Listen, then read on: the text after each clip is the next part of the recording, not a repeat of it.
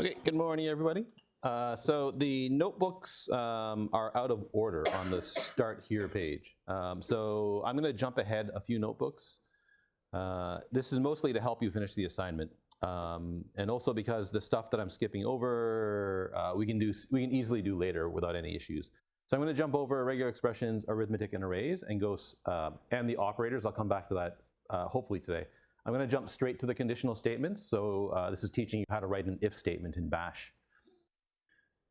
So the conditional statements is the notebook that we want. All right, so basically we want, in a lot of programming problems, you need a conditional statement of some kind in order to change the flow of execution in your script.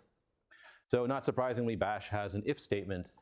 It's a little bit unusual compared to the if statements you've used in other programming languages in a couple of ways. So the most notable difference is that Bash uses the result of a command as its condition, which is strange, right? So you can use a command, or you can use the result of a command as the condition for your if statement. It's not just that you can, it's that you must. So this is the way it works in Bash. It's a bit strange. And so there's your condition. It's not in brackets unless you're performing an arithmetic comparison of some kind. I'll show you how to do that later in the notebook.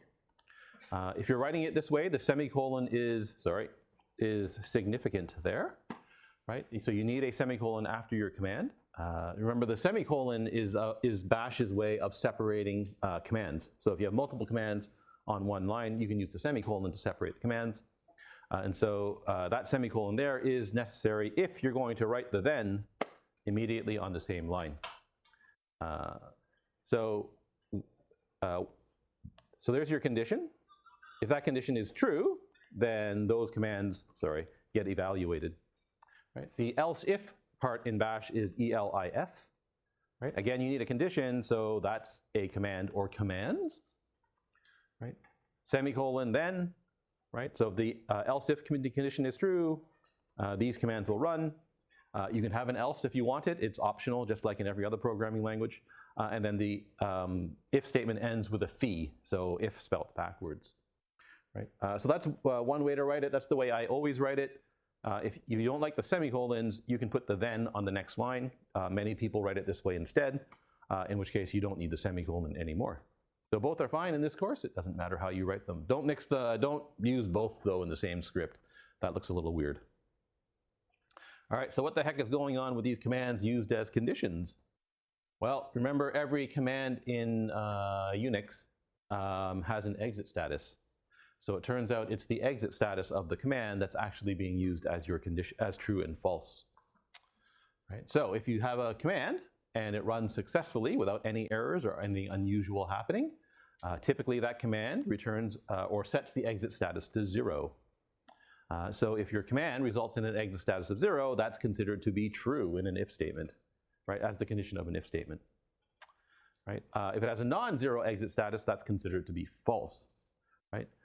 So you run some command. If it encounters an error of some kind, then the condition is considered to be false, and the part inside and the code inside of the if block doesn't run anymore.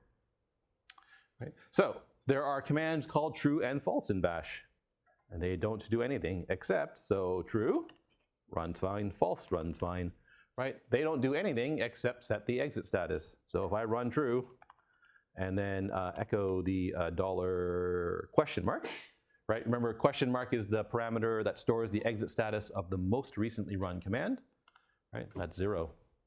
If you do false and print the exit status, you get 1 in this case, right? Non-zero value. So the commands true and false, you could use these as conditions if you wanted to, right? If true is always true, right? Because the exit status of true is 0, and if false is always false. So never runs because the exit status of false is 1. Loops are going to be the same thing. So when you write a loop and a loop has a condition, the condition is going to be governed by the result of a command of some kind. Okay, so here's a little script. It's not particularly useful. So this little script here tries to switch to a directory specified by the argument on the command line. Right? So we're going to try to switch to whatever was the first argument that the caller passed to the script. Right? So remember, This is a CD command, so it has an exit status. So if the first command line argument is the name of a directory that is executable, CD will work, right? And so if CD works, we're going to run the ls command. So this switches to a directory and lists the contents of the directory if the directory exists, right? If the directory doesn't exist, we end up in the else part and we print out this error message here, right? So error changing to the directory specified by $1, right? Whatever that was as the first command line argument. That's the redirect to standard error, right? So remember, if you're going to print out an error message, typically it goes to standard error so that anybody else in bash is able to redirect standard error where they want it to go, right? If you printed it to standard output, then you can't tell what the difference is between ls and the error message, right? They both go to standard output. So redirect to standard error. So that's to redirect to standard error, it's greater than and 2, right? You'll need to use that on your assignment as well, right? Now, if your command encounters an error, it should set the exit status to some non-zero value. So we're going to use exit to set the exit status of this command to 1. Right? So if you've got the script handy in your, if you have the script handy somewhere, you can run it. So here I'm going to run it, and it lists the contents of my, this is the notes directory. This is the bash notes directory. So here are all your bash notebooks there. Right? If you try to call it with a bad directory name, so this is root, bad dir name, which doesn't exist on my computer, right? You're going to get the error message, right? Oh yes, something else also happens here. So whatever that command is, if it produces output, you get the output when you run the script. So if CD produces an error message, you also get the error message. So when I run this script here with a bad directory name, right, notice that I get the error message from CD, right, bad dir name, no such file or directory, and I also get my customized error message that I have in the else part of the if statement. Right? Now often it's the case that you don't want the result of the command, right? You don't care about the result of the command, especially the error message, right? Because I'm going to write my own custom error message here, right? So if you want to get rid of the result of the command, you can play a trick, right? So here, I don't care about any error. I don't care about the error message that CD produces, right? I know that the error messages that CD produces go to standard error, so I can redirect standard error to, right? Redirect the output, so greater than sign. Right, and I can redirect that to a something called root dev null. Right, so root dev null is basically the nothing file. So it's the file that anybody can write to. Typically, anybody can write to on most Unix systems. And if you send output there, it just disappears into the ether. Right, and so this effectively discards the standard error output of CD if you wanted it to do, if you don't care about the error message from CD. Right, so now when I run that, I don't get the error message from CD. Right, the error message from CD went to root dev null, so nowhere, and you get the customized error message instead. All right, so you can get pretty far just using commands as your conditions, but normally, well, not normally, a lot of the time you want to write some condition that doesn't involve a command. Right, so you might want to compare the result. You might want to compare two strings, for example, which you have to do on the assignment. So it turns out there's a bunch of ways to do this in your Unix scripting, in your Unix shells. So in Bash, you've got this double square bracket construct. Right? In Unix, you have the single square bracket construct. So you also have this in Bash. They do something similar, but the double square bracket does a little bit more. So it's the one I'm going to tell you about. It's a little bit easier to use in that it doesn't, certain things that normally happen in Bash don't happen inside the double square brackets. So in particular, word splitting doesn't happen, which is nice. You don't have to worry about word splitting most of the time. So I'm going to show you how to use the double square bracket. Now, if you're looking online, you might see a lot of stuff with the single square brackets. Right? You have to remember, if you're using the single square brackets, they work a little bit differently than the double square bracket construct. So in this course, I'm always using double square brackets. You might use single square brackets. The single square brackets is just short form for a command called test. So you might also see the test command being used. if you search for stuff online. Right.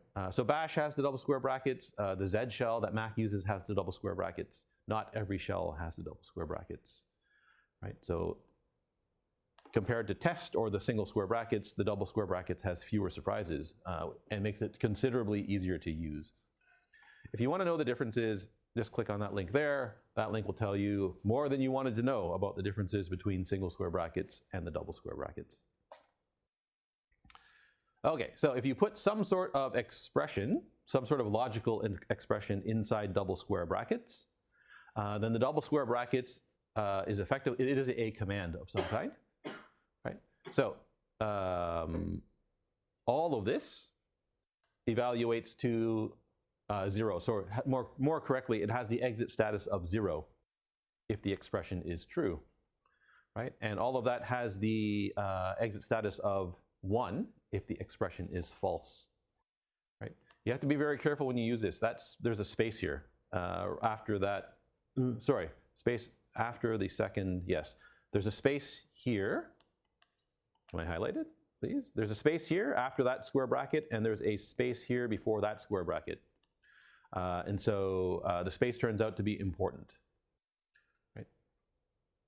Okay. So the big advantage of using double square brackets over the single square brackets, no word splitting or file name expansion occurs inside the double square brackets. Right? So if you're using the double square brackets, you're normally trying to evaluate some sort of comparison. Everything's a string in bash, so you're normally doing a string comparison of some kind. Right? Not always, but often it's a string comparison of some kind. Typically when you're doing a string comparison, you don't want word splitting to happen, and you don't want file name expansion to happen. If you do want word splitting to happen or file name expansion to happen, you have to do it before you write the if statement, right? And store the result of that in a variable somewhere. Okay, so what can you put inside the double square brackets? So most of the ones we're concerned with today are 2 and 3. So there are expressions involving files, right? So remember in Unix, everything is a file and everything is a string. So it's not surprising there are expressions that let you query information about files, right? Does the file exist? Is it a regular file? Is it a directory? And so on and so on and so forth, right? With the string expressions, bash provides things like, is the string empty? Is the string unset? What is the, are two strings equal to one another? And it also provides another way to compare strings to a pattern. We skipped over that notebook, so we'll have to come back to that a little bit later. It does have integer expressions, so you can compare numbers. If you want to compare numbers, don't use the double square brackets, use the double round brackets, which I'll show you in the arithmetic notebook. And finally, this is the string compare. So this is comparing strings to a pattern. So number 5, it also provides expressions for that. There's one miscellaneous expression which is useful. So here it is. Right? So inside the double square brackets, you can write -v and then the name of a variable, not the value, right? So you don't do parameter expansion on the variable. So you don't write -v $s, for example. You write -v and then s, the variable name, right? And that's true if the variable has been assigned a value, right? So in other words, it lets you test whether or not the variable exists currently, right? And if it doesn't, you can do something like make the variable if you like. Okay, the file expressions, we'll look at quickly here, and then we'll jump down and look at some examples. So inside double square brackets, you can write -d and then the name of a file, right? And that asks the question, is that name of that file a directory? Right? -e asks the question, does that file exist? Can be any kind of file, right? So a directory, file, a regular file, or a special file, right? That will return true. -f tells you, does the file exist and is it a regular file? Right? So does it contain data of some kind and it's not a directory? Right? RW and X, readable, writable, executable. Right? It doesn't tell you whether it's a file or a directory, right? It simply tells you information about the permissions. Right? -s, does the file exist and is its size greater than 0? So is the file non-empty? Right? You can compare files by their modification time, right? So when was the last time that the files were modified? If file 1 is newer than file 2. Right? So in other words, was file 1 modified more recently than file 2? That's true. OT is older than. Right? The minus signs are significant here, right? So you need the minus signs. So let's scroll down, take a look. Okay, so let's use minus v for something. So minus v var name, remember, var name is the name of the variable. Don't use the $sign to get the value of the variable. Right? The unset command, unset x removes or unsets the value of the variable x, right? So if x already exists in your, if x already exists in your shell, unset x will effectively remove it, right? So it's no longer a variable anymore. So here, I'm going to use the minus v construct and the name x, right? So here I know x is unset, so this should be true, right? This should be false, right? Minus v tests whether or not x has been set. Right? So this should print out x is not assigned, which is good. Right? Here, I'm going to assign something to x, so x now has a value. Right? It doesn't have to be anything. You can do the empty string if you like. Right? And this now says x has been assigned. Right? So it doesn't matter what you put here. Anything works. Right? You'll always get x is assigned. If you go back and unset x, you're going to get x is not assigned. Right? Set x again, x is assigned. Right? So if you need to know, does a variable currently exist in your shell? You can use minus v. The file expressions. So this is a script here that basically uses every one of the file expressions to print out some information about a file. So our file is called testfile.sh. I'm going to create a variable called file that stores the file name of the file. Right? So I'm going to get the name of the file from the first command line argument passed by the user. I don't have to quote the $1 here. Right? So remember, in a simple assignment, you don't care about word splitting. It's not going to happen. Right? So the assignment, it doesn't matter. Right? So I don't have to quote $1 here. Inside the square brackets, you don't have to quote it either. Right? Word splitting and file name expansion does not occur inside double square brackets. They do occur inside the single square brackets, so don't use the single square brackets in this course. It'll cause you all sorts of hard to find bugs. Right? So inside the double square brackets, I don't have to quote the name of the file. If it has a space in it, it's still going to work. Right? So everything is going to be fine. So minus e, does the file exist? Right? You can nest if statements. So if the file exists, I'm now going to query the file for information about it. Right?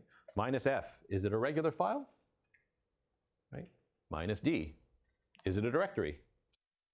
Right? Minus r, is it readable? Right? Minus w, is it writable? Minus x, is it executable? Right? If it doesn't exist, then down here we're going to print out it doesn't exist, and I'm going to exit with a status of 1. I suppose I should have redirected this to standard error, but I didn't. Okay, so let's try it out. So the name scripts, it turns out that is the name of the scripts directory in the directory that we're currently in. So this exists and it is a directory, right? So it's directory, it's readable, it's writable, and it's executable to me, the current user. Okay, that's the name of the notebook that we're currently in. And so it's a regular file, right? So it's a regular file, it's readable, and it's writable. No such file. So that file does not exist. So this is going to print out no such file does not exist. Right. Okay, so why do you want to test if a file exists or not? Right. So often, in the assignment, for example, you have to, the last question involves making a directory. Right. You don't want to make a directory if a directory already exists. Or sorry, I guess you want to make the directory if it doesn't exist. Right. So you might want to test, does the name of this directory already exist or not? Right. So here, this is the named shell script. So remember, named shell, that script makes a little empty bash script for you and sets the permissions of the file to, so it gives the user execute permission on it. This version is buggy, so right. Okay, so if the user asks you to make a new shell script and that shell script file already exists, you probably don't want to overwrite it. So we can check. Does that shell script exist? right? And if it does, we're going to tell the user, hey, that already exists. We're not going to overwrite it, and we'll exit with a status of 1. Right? Now, if it doesn't exist, we can go ahead and do whatever work we needed to do. So we print out the first line of our bash file, right? Redirect it to the name of the file that the user asked for, and then we set the permissions on the file to give the user execute permission. Right? This script is buggy. That needs to be quoted, and that needs to be quoted. Right? If you don't quote that, if you don't quote that and it contains a special character or space, or if it contains a space, word splitting happens, right? And you can't redirect to multiple files at the same time, so you get an error when you try to do the redirection. If that is not quoted and the name of the script contains a space, this will try to change the permissions on 2 different scripts. There's only one, right? And so you'll get an error. Change mod will also output an error here. You do not have to quote that one, right? Inside double square brackets, word splitting and file name expansion doesn't occur, so I don't have to quote that one. Okay, any questions about the file expressions? They're pretty straightforward, right? They don't tell you, they tell you some pretty simple information. Okay, the spacing is important too, right? That space has to be there, that space has to be there. If they're not there, Bash gets confused and something else happens. Oh, I should show you something here while I remember. So writing a Bash script is quite tricky because there's all these goofy rules that you have to remember. And so there's a few online, oh, try again. Do I not have an internet? Hang on. Oh, I don't have an internet connection. Great. In fact, I do. Yeah, sure. Hopefully no one, okay. Whoop.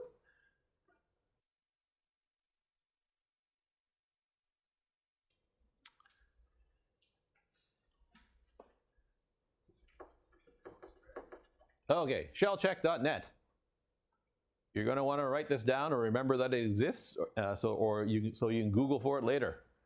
Shellcheck.net lets you type in a script here, and then it will check it for you for all sorts of common errors, right? So for example, if square bracket minus e some file, then, oops, sorry, then 1, 2, 3, 4 echo, file exists, phi, like that, right? Looks fine, except there's a mistake up here, right? So it tells you, right? So first of all, it tells you, hey, look, I don't know what shell this is, right? I don't know what scripting language you're writing in. So what's missing? Well, I'm missing the shebang, right? So the hash bin bash. Okay, so now it knows what script it is, or what language it is, and now it's telling you here, hey, you need a semicolon before the then, right? Or quote it to make it literal. You don't want to quote it in this case. Right? So that's handy because your text editor is not going to tell you this, right? So that's good. So now it works. If you take out the space in front of the E and you check it, oh, down here, right? Error, you need a space after the square bracket and before the closing square bracket. If you click on that, it actually takes you to another page and it gives you all sorts of examples, problematic code, rationale, exceptions, right? This web page will be your best friend for assignment 2 and 3, right? Run your scripts through here. It will tell you, it will find all sorts of very common errors in your scripts. Right? It's much easier to go through shell script than it is to try to debug your scripts on your own. Okay. All right, string expressions. So if everything in Bash is a string, it kind of makes sense that you want to compare strings to one another or compare information about strings. So for example, you might want to test, is a string empty? I guess we should go back to the table. Okay, so it turns out that if you just put the name of the string, that is itself a condition, right? So the name of the string on its own tests whether or not the length of the string is 0, right? Not 0, I guess, right? So if string exists and it's not the empty string, then this will be true, right? So I can now do something with the variable called string, right? Minus n tests whether is similar. So is the length of the string greater than 0? Sometimes you want the string to be of length 0, so you can test for minus z. So is the length of the string equal to 0? Right? So not 0, equal to 0. You can use either equals or equals equals as your equality comparison. Right? Yep. Equals tilde does what's called a regular expression test. So we'll have to come back to this in a later lecture. So we'll skip that for now. Not equals, exclamation mark equals is not equals. Greater than and less than do the same thing as Python's greater than and less than, right? Does string 1 come after string 2 in the dictionary? Right? Does string 1 come before string 2 in the dictionary? Right? Equals equals and equals equals do something. You can also do pattern matching, which I'm going to show you next. Okay, so S is the empty string, right? Oh wait, not $S, S. Bloop. Okay, oh wait, sorry, S is, sorry. It is just the name of the string, right? Name of the string. Is there supposed to be a $? in front of that? So I'll have to double check this notebook. I'm pretty sure that's just the name of the string. This says, so the comment says one thing, but the table up the top says something else. Sorry, let me write this down. I have to double check that.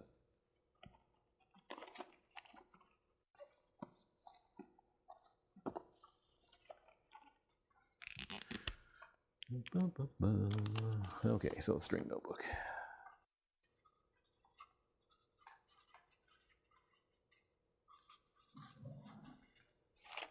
All right.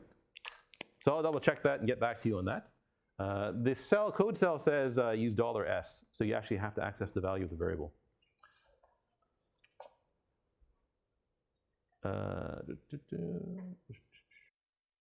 All right, so I guess we'll leave that for now. I'll come back to that. Minus z test if you want, if you have the empty string. So this one should also, this should print empty, right? So S is the empty string, change it to something else. S is no longer empty. I guess we should check what happens if S is unset. So oops, sorry. So I'm going to unset S here and see what it does, because I actually don't know off the top of my head. Whoop, sorry. Need the space. Okay. So all right, so that's good. So apparently, so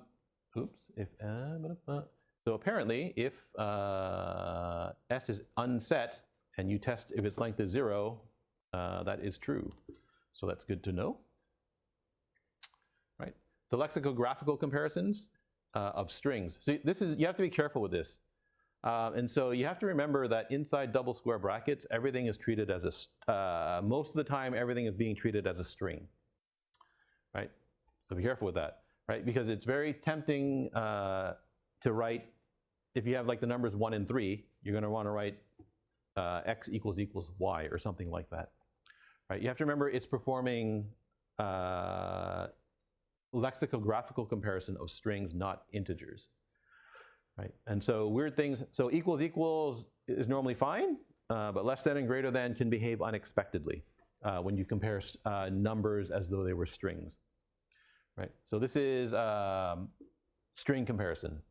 So this is going to be like Java's compare to method for strings. S1 is the first string, S2 is the second string given to the script. Right? If they're equal, then Java's compare to returns 0, so we'll echo 0 here. If S1 comes before S2, Java's compare to will result in a negative value, so we'll echo -1 here. Right?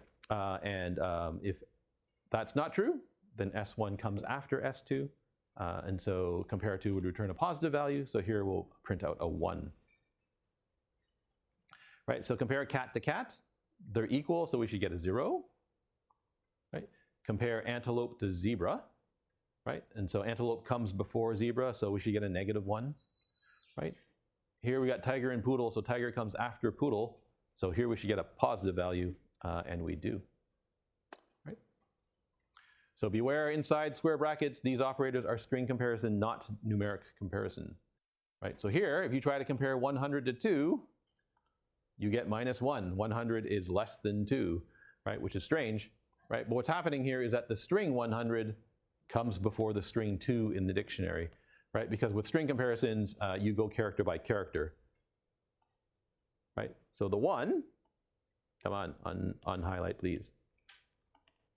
It's not unhighlighting. Okay, so the 1 comes before the 2, so the comparison stops right away, and it thinks that 100 is less than 2, right?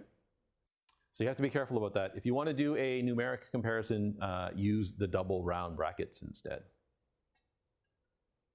All right, the assignment does require you to use this part here. So there is a pattern match in one part of the assignment, or there's a part of the assignment that can be done with what's called a pattern match.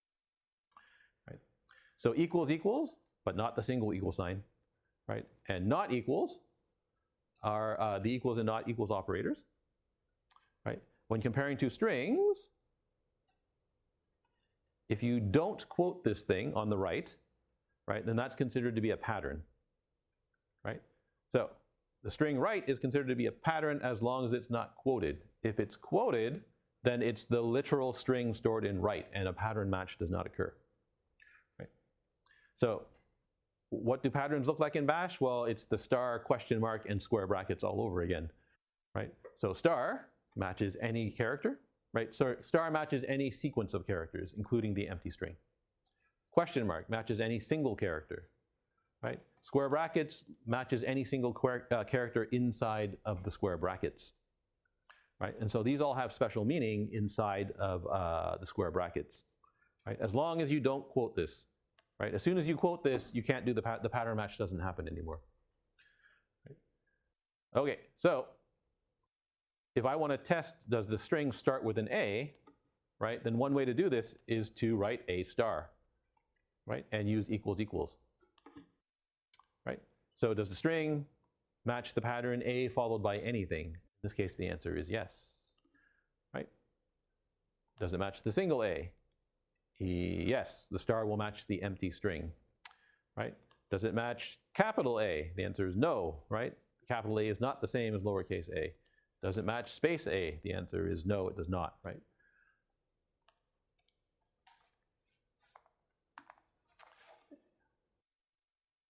The question mark matches any single character. So if I want to test, do I have a 3-letter string where the first and last letters are A, right? I can use the pattern that's a bug. That's definitely a typo. A question mark A, right? So that matches, right? Change the, or remove the A, does not match, right? The question mark matches a single character, right? Put in 2 characters, that's not going to match, right? But if I change the second character to an A, what happens here? Does this match? Does not match either, right? So match any single character, and that's your complete pattern, right? You can mix the wildcards as well, right? So if I put a star here, that's any string that starts with an A followed by a character followed by an A, right? So ABA will match. ABAA will now match as well, right? And don't forget the single square brackets defines a character class, right? So any character A through Z, followed by any digit 0 through 9, followed by any character A through Z, 0 through 9, A through Z, 0 through 9. So this looks like a Canadian postal code, right? So is K7, L3, and 6 a postal code? Yeah, it might be a postal code, right? Might be because not all sequences of 6 letters and digits is actually a postal code, or is a valid postal code. If you want the hyphen, you can throw the hyphen in the middle of the string, right? No longer matches, right? Now it matches, right? Notice that there's what happens if you want the space? So if you want the space, you have to do that, right? And that, right? You can't just put the space in here, right? Because I don't think you can anyway. Let's see. No, you can't, right? You can't just put the space in here because now bash sees equal to some pattern space, right? And so it thinks this is a separate command or argument I guess I think it's a separate command. And so now you get this funny sequence of syntax errors, right? So that one's a little tricky. If you want the space, you have to insert the space somehow. I'm assuming backslash space also works. So it does. And single quotes space should work as well. So it also works. That's tricky. That would have been a good assignment, a good test question. Anyway, moving right along. Integer expressions. Okay, so if you want to do integer comparisons, don't use the double square. Well, there's a way to do it with the double square brackets. Don't use the double square brackets, right? So if you want to do integer comparisons, you can use this minus. So this is minus ne is not equals, right? Equals is minus eq. All of them are in the table above, right? That's less than. GT is greater than. GE is greater than or equal to. LE is less than or equal to, right? This is awful to read.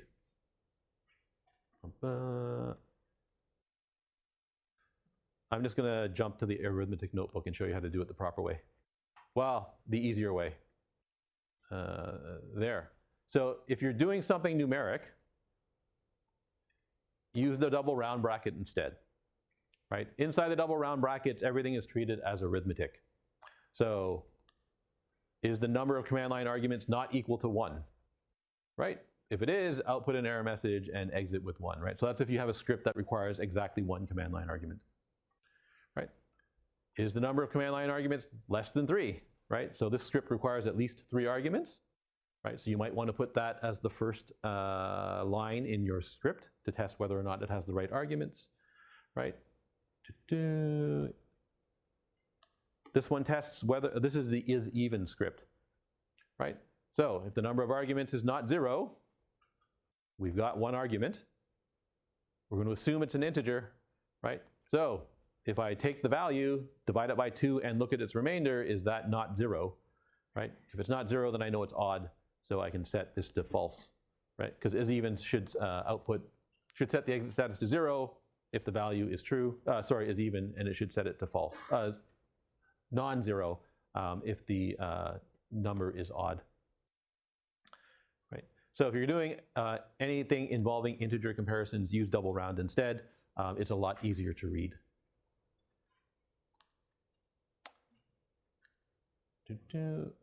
What time is it? Okay. So testing for the correct number of command line arguments. Oh, this one uses this one uses double square, right? This works, but I mean it's awkward to read. So again, use the double round brackets here, right? Okay. The last thing you need to know before you start running off and writing your own conditional expressions is what happens if you have to combine them. And so that's the conditional operators notebook, right? It's short because basically this is not and or, right? Okay, so inside, you can group conditions together if you need to using the round brackets, right? So round brackets expression basically are the same thing as parentheses in other programming languages, right? Anything inside the round brackets gets evaluated first. Right? If you have an a logical expression and you want to negate it, it's exclamation mark space in front of the expression. Right? So if you want to test if a file is not a regular file, you can write exclamation mark space minus f file name. Right? Minus f file name tests is it a regular file, not in front of it tests is it not a regular file. Right? So you can negate the regular expression like that. If you want to combine 2 expressions, you can use the double ampersand. And if you want to, for and, if you want to test the or of 2 conditions, it's the double vertical bar, right? So does a file not exist, right? So not, does the file exist, right? Is it a regular file and readable by the current user, right? So is it a regular file, right? And is it readable? right? Is something a leap year? So this is going to use the double round brackets, right? So if the year is divisible by 400, it's a leap year. Or, right, round brackets to group everything else as one logical expression, right? Is the year divisible by 4? And is the year not divisible by 100, right? If that is true, or if all of this is true, it's a leap year. So we echo it's a leap year. Otherwise, we print it's not a leap year, right? So 2000 is a leap year. 2100 is not. Most people think it is, but it's not, right? Yes, it's divisible by 4, but it's also divisible by 100, so it's not a leap year. And it's not divisible by 400. Right? All right, so that's plenty for today. That will definitely get through. That'll get you through assignment 2. I'm pretty sure at this point now. Oh wait, there's one more thing. Someone asked this over email. I should show you this quickly. So this is in the loop. So the first mention of it is in the loops notebook. The second question asks you to process all of the command line arguments. Right? The name of all the, don't use the loop. You don't need the loop in assignment 2. Right? So, sorry, in question 2. So all of the command line arguments, you can get that by using double quote $at. Right? So that will give you all of the command line arguments for a script.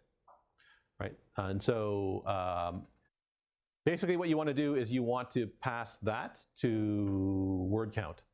So you want to do something like WC minus L quoted $at. And that will run word count on all of the command line arguments passed to the script, right? So you need that for assignment 2. You can read the note if you want to read the next notebook. That's the loops notebook, and so you can see the example of it here. Right? All right, I think that's good for today. I guess we'll pick this up in 2 days.